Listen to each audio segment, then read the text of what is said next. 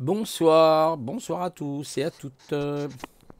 Ah, c'est la série des vidéos en ce moment. J'espère que vous m'entendez bien. Je règle un peu le micro.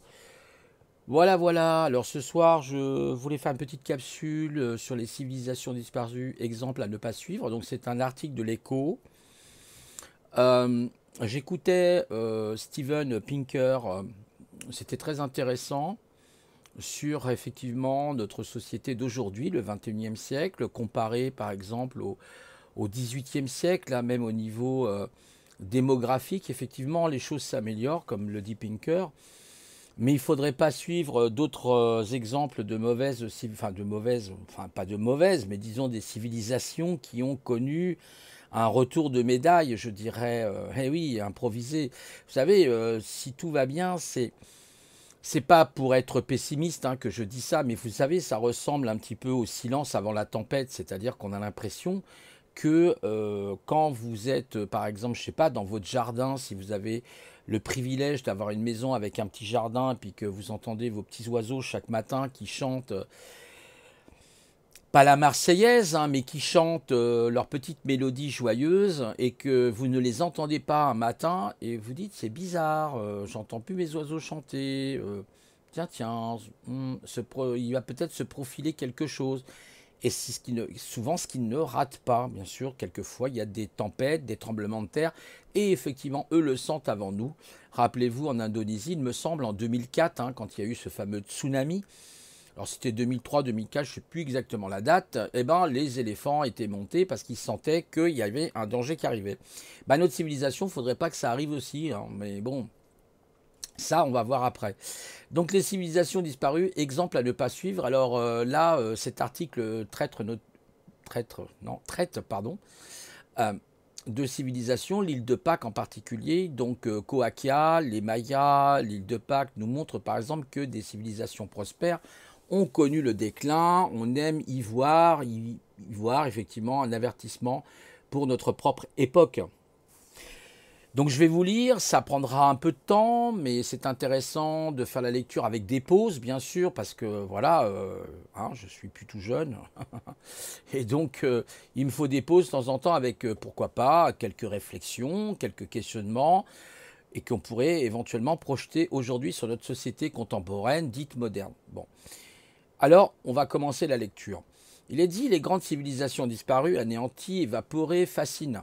Elles activent la corde sensible de l'ébahissement passé du tout au rien, de la puissance à l'absence, de l'organisation au délitement, de la vie à la mort.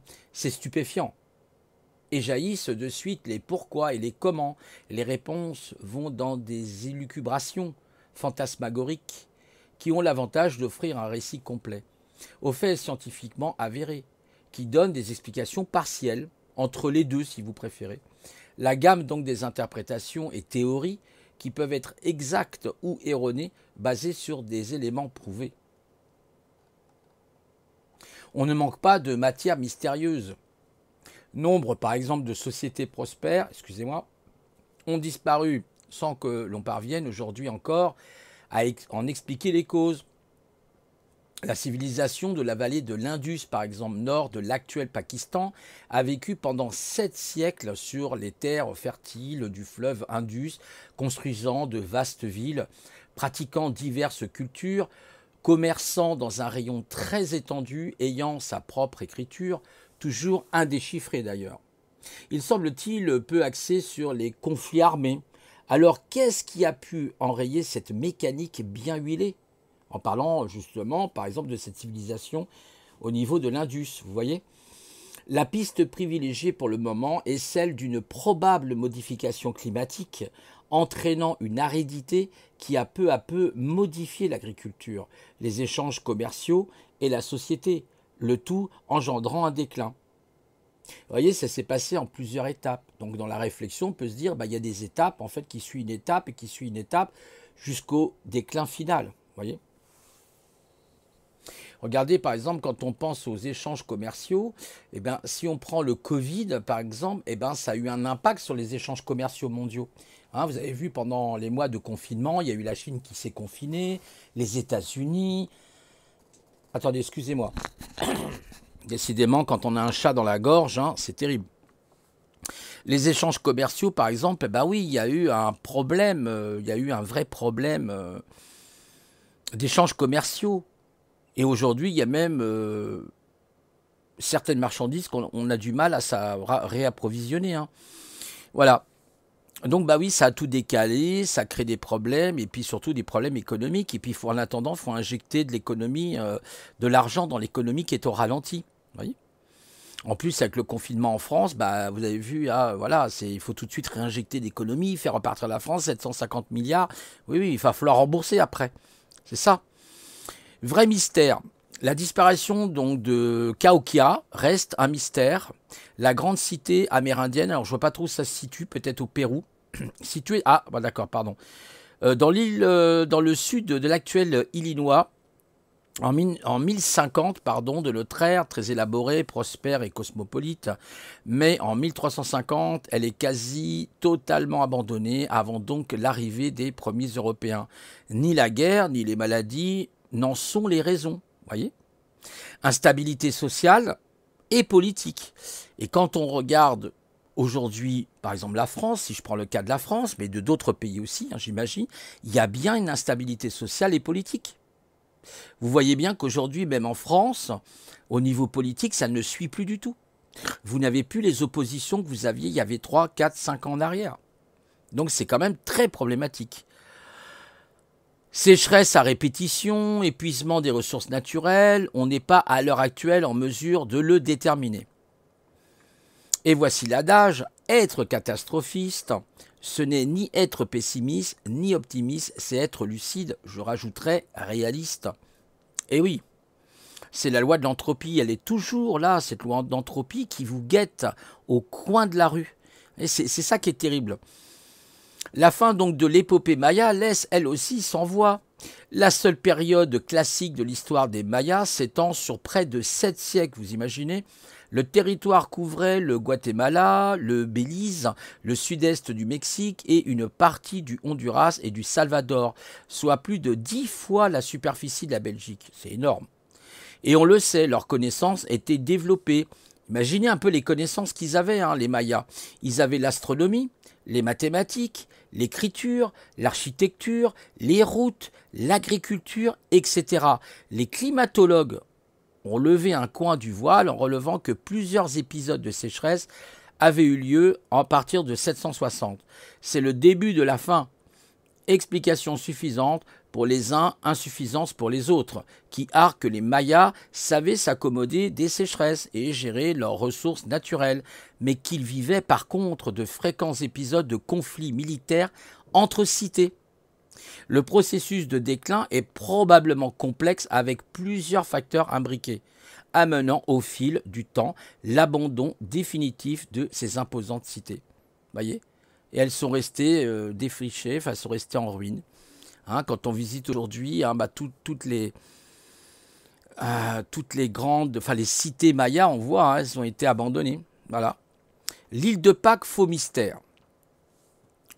On doit avancer prudemment quand on cherche à expliquer la naissance, le fonctionnement et la disparition de civilisations anciennes. L'île de Pâques est à cet égard un très bon exemple. Ce confetti de la taille de Bruxelles, capitale ornant le sud et du Pacifique et loin de tout a connu pendant des siècles les activités prospères d'un peuple agricole. Les Pascouans, par exemple, intriguent particulièrement par leur écriture océanienne, unique, et les célèbres statues donc colossales qui sont aujourd'hui comme un emblème. Les Moai, c'est la fameuse île de Pâques, vous savez, ces grandes statues. Voilà. D'ailleurs, ils ont découvert que, en fait, quand on creuse au niveau de la base de la statue, on a découvert qu'en fait, elles vont encore plus profond. Hein. Elles vont jusqu'à 3 mètres de profondeur en dessous. C'est énorme, hein, 2,50 m, 3 mètres a priori, et qui auraient des pieds. Et là, on pensait qu'elles étaient vraiment... Non, non, non, il y a encore une profondeur, a priori. D'après, ils ont découvert ça. Ça remonte à quelques années, il me semble. Comment donc un peuple vivant sur des terres très fertiles est capable de transporter et d'ériger des statues de plusieurs mètres de haut et de 6 tonnes en moyenne a-t-il pu s'étioler? Le très grand nombre de moaïs couchés au sol a fait très tôt penser qu'il y avait eu conflit. Vous voyez? Si le peuple pascuan est venu effectivement à s'entretuer, quelle en fut la cause? Est-ce que c'est des sécheresses à répétition auraient fait douter les habitants et l'efficacité des mouailles pour attirer la clémence des dieux et se seraient donc alors révoltés contre les prêtres tout en abattant les colosses? Est-ce que le déboisement avéré aurait entraîné de profondes perturbations de l'écosystème pendant les sols moins fertiles, provoquant famine et in fine guerre civile? Sur les déforestations, justement, Steven Pinker expliquait qu'effectivement, il y a eu dans les siècles passés beaucoup plus de déboisement. C'est tout à fait probable, hein, parce qu'on utilisait beaucoup plus le bois, peut-être, effectivement. Mais il y a quand même du déboisement aujourd'hui. C'est la théorie de Jared Diamond, géologue et biologiste américain, dont le livre Effondrement, Collapse, paru en 2006, a eu... Ah, il me semblait de l'avoir, ce bouquin-là. Oui, je dois l'avoir sur le côté, là. Paru en 2006, un grand retentissement. Attendez, je regarde quelque chose. Parce que il y a Albin Michel, là. Collapsus. Ah oui, c'est Collapsus. Avec Laurent Testo et Laurent... Ah, dans ça doit être un autre livre. En 2006, je ne sais pas quelle édition il parle. Excusez-moi, une petite interruption. Je vérifiais quelque chose. D'accord, ok, bon. A eu grand retentissement dans son idée, les Pascouans amenaient effectivement les statues des carrières de tuf à leur emplacement choisi en les faisant donc rouler sur des troncs d'arbres. Les rivalités de tribus pour voir toujours la plus haute statue l'auraient conduite à abuser de l'exploitation forestière jusqu'à sa disparition, entraînant donc faillite de l'écosystème, ce qu'ils appellent un écocide. Le peuple aurait donc lui-même provoqué sa perte en détruisant son environnement naturel, ce qui peut faire écho à notre situation. Loi de l'entropie contemporaine, vous voyez, ce qui peut faire écho, j'ai oublié le mot contemporain parce qu'il était décalé, contemporaine. Et oui, notre situation contemporaine nous fait penser un petit peu effectivement, aux Pascouans. Vous voyez, il faut faire attention. Il faut que parce que nous avons toujours cette notion de loi anthropique, hein, qui est l'entropie, qui est la destruction en fait. Hein. Mais la majorité des experts de l'île de Pâques réfutent aujourd'hui cette théorie du suicide écologique. Parmi eux, l'archéologue belge Nicolas Coum, qui a dirigé des fouilles pendant plus de 20 ans, le déboisement a frappé l'imagination des chercheurs. Il est réel, ce déboisement. Il n'y a aucun doute là-dessus. Deux nuances doivent être prises en compte. C'est la forêt naturelle, c'est-à-dire primaire, qui disparaît, pas les arbres. Il y avait donc des plantations organisées d'arbres. C'était moins riche et moins diversifié, c'est sûr. Et puis, on a déboisé pour cultiver. Ce déboisement n'est pas un signe que cela allait mal pour la société. Au contraire, cela a permis un développement agricole, souligne-t-il. Effectivement, quand on colonise une île, c'est quelques centaines effectivement de personnes qui arrivent. Au début, le développement démographique est très lent, puis il prend de l'ampleur et on doit s'y adapter. Il fallait donc nourrir davantage de personnes et les Pascouans vont grignoter la forêt pour leur agriculture. C'est logique et commun à tous les peuples agricoles du monde. Les études montrent qu'ils étaient donc mieux nourris que dans les périodes de déboisement, que dans les autres îles polynésiennes à la même époque. Pourtant, pour autant, les Pascouans n'ont pas tué leur forêt. Les paléoclimatologues du Muséum de Toulouse ont étudié donc les impacts de la Nina, un phénomène climatique naturel. Ils ont établi qu'il y a eu, dès le XIVe siècle, une série de crises dues à ces phénomènes qui ont dépassé les 10 ans. L'évaluation des températures a fait augmenter le taux de salinité dans l'air et les forêts fragilisées ont du mal à résister à cela, expose le chercheur. C'est donc sous l'effet de la civilisation qui se portait bien et de phénomènes naturels que la forêt primaire a disparu.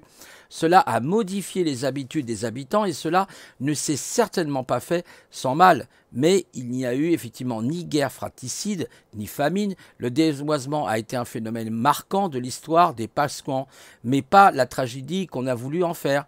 Il s'est produit sur 2,5 siècles et la réponse s'est développée sur un siècle. C'est tout de même 4 à 5 générations. Ils ont eu le temps de se retourner, ajoute Nicolas Coé, je pense. Voilà. L'idée donc qu'il y aurait eu des conflits sur l'île parce que les Moai sont aujourd'hui au sol est inexact. En les étudiant sérieusement, les chercheurs ont consacré qu'elles n'ont pas été saccagées ou renversées. Elles sont en tuf, en matière donc volcanique, extrêmement fragile. Si elles avaient été donc jetées au sol, les proéminences, comme par exemple le nez, auraient forcément été brisées. Ce n'est pas le cas. Les nez sont intacts. Elles ont été donc déposées, couchées, pas basculées. Certaines sont fendues, mais les morceaux sont restés en parfaite connexion. Les mouailles étaient donc disposées face contre terre, ce qui crée avec le vent et la terre un porte-à-faux. C'est une matière qui ne résiste pas à cela et qui se fend sous l'effet donc de son propre poids, explique l'archéologue. Les Pasquans étaient une civilisation bien importante qui s'était adaptée aux transformations démographiques et climatiques. La seule fois où ils ont failli disparaître, c'est au contact du monde occidental. Maladies, exploitation, esclavagisme ont failli avoir raison des Pasquans au milieu du XIXe siècle.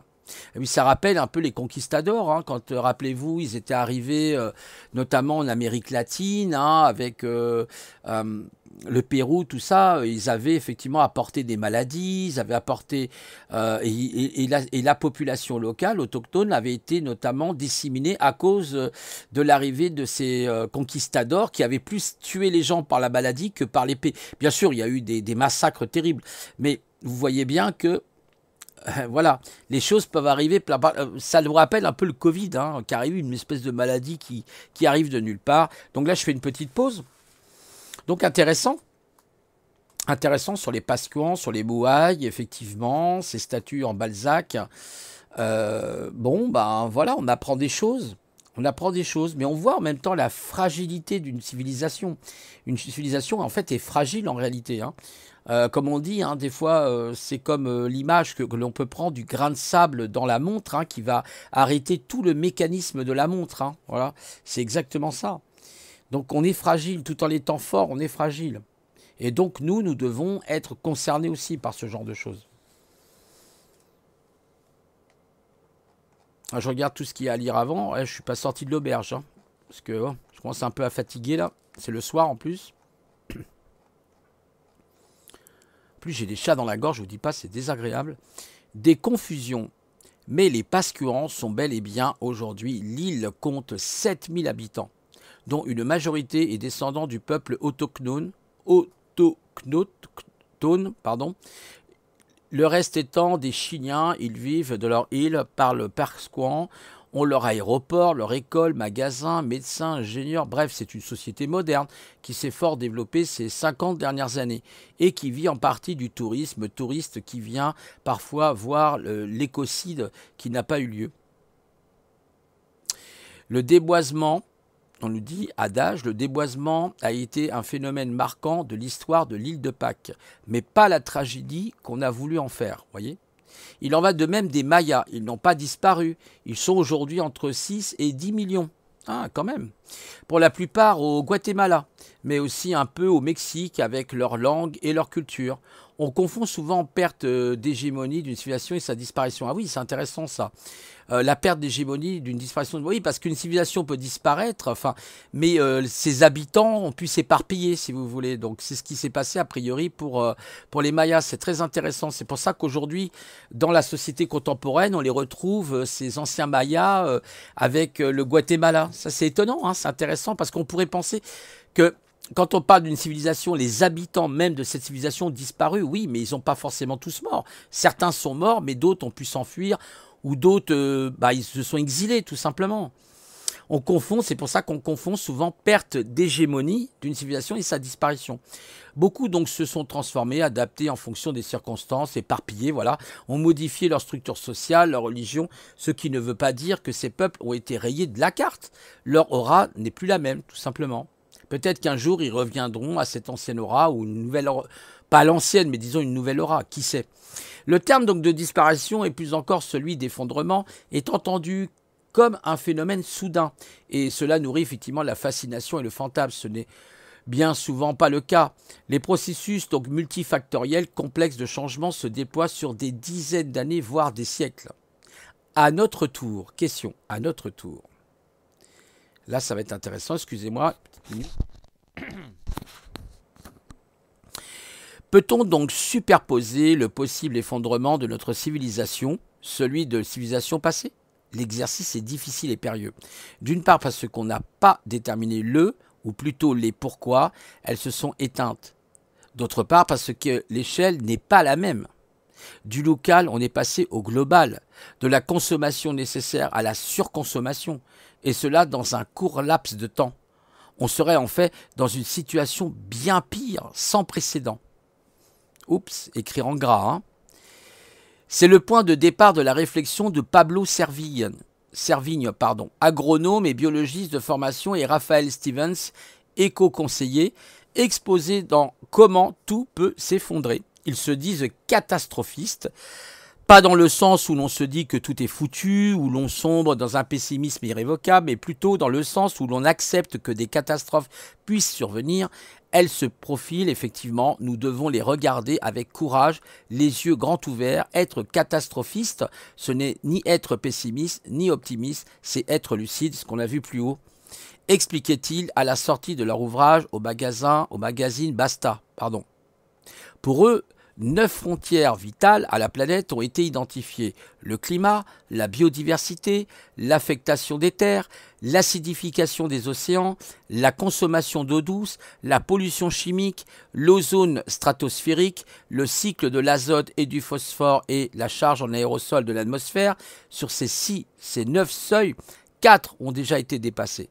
Et le réchauffement climatique, le déclin de la biodiversité, la déforestation et les perturbations du cycle de l'ozone et du phosphore.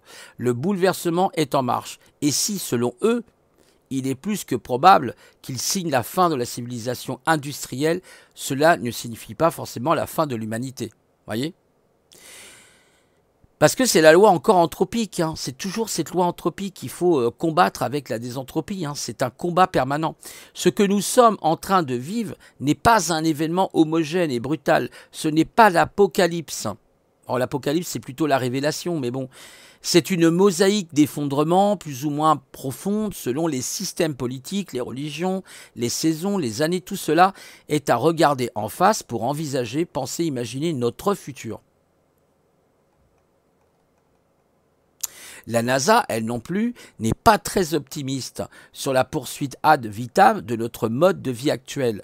Le Goddard Space Flight Center, son centre de recherche scientifique, établissait en 2014 que notre civilisation touche à sa fin, principalement à cause de la surexploitation des ressources et de la répartition très inégale des richesses. Et finalement, a-t-on besoin d'exemples du passé pour être conscient qu'au train où vont les choses, ce n'est pas durable éternellement et que nos vies, nos sociétés, nos civilisations sont faites de transformation. S'adapter, l'être humain sait le faire, mais dans cette échelle spatiale et temporelle inédite, le saura-t-il? Oui, parce que tout est globalisé aujourd'hui. Et oui. Donc voilà, c'était cette petite lecture intéressante. Et la fin, oui, et la fin, elle pose des questions quand même hein, sur la surexploitation, la surconsommation, l'ozone, hein, voilà, les disparitions de la diversité de la vie. C'est quand même, sans être pessimiste, sans tomber dans un pessimisme, mais en étant réaliste, oui, il va falloir faire très attention. Très attention, parce que quand même, voilà, il y a des choses qui pointent leur nez, même la NASA en parle, vous voyez. Et ça date, c'est un chiffre qui date de 2014, a priori, la NASA, là, si on remonte un peu, hein, on nous parle bien de, effectivement, du projet Goddard Space Flight Center de 2014, voilà. Donc, voilà, c'était cette petite lecture intéressante, moi, je pense, hein, à méditer, je vous mettrai le lien, hein, si vous voulez le relire. Mais la fin d'une civilisation n'est pas l'hégémonie d'une population. Enfin, je veux dire, c'est pas la fin pour autant. Regardez l'histoire des Mayas qui sont retournés, qui vivent au Guatemala, par exemple. Vous voyez. Et j'avais vu un reportage là-dessus une fois, je me rappelle. Donc c'est assez intéressant. Mais bon, on a des pollutions chimiques, c'est vrai. On a quand même des problèmes avec la consommation d'eau douce, l'acidification des océans. Là, par exemple, j'avais vu là, je sais plus, c'est comment ça s'appelle. Cette société qui s'occupe des océans là, c'est Outre-mer, je ne sais plus comment elle s'appelle, et ils avaient fait des mesures, ils expliquaient par exemple que les coraux, la barrière donc de coraux disparaissait, que les coraux par exemple blanchissaient. Donc ils étaient très inquiets parce qu'effectivement l'acidité des océans qu'on le veuille ou non, et bien là, il y a vraiment des zones où il y a, voilà, ça risque de disparaître. Voilà, donc c'était la petite vidéo du mardi soir, hein. C'est la semaine des vidéos, là en ce moment, je sais pas, qu'est-ce qui se passe, c'est la forme, c'est peut-être mes vitamines hein, qui me donnent tout ça, hein, les amis. Hein. Encore des pouces aujourd'hui, hein, ouais, comme d'habitude, mais bon, c'est pas grave, hein, c'est pas, on s'y fait, on savait, hein, qu'est-ce que vous voulez que je vous dise? Voilà, donc, eh ben, écoutez, je vous souhaite à tous une très bonne soirée, reposez-vous bien. Et puis prenez surtout soin de vous. Et puis voilà, puis tout ira bien. Allez,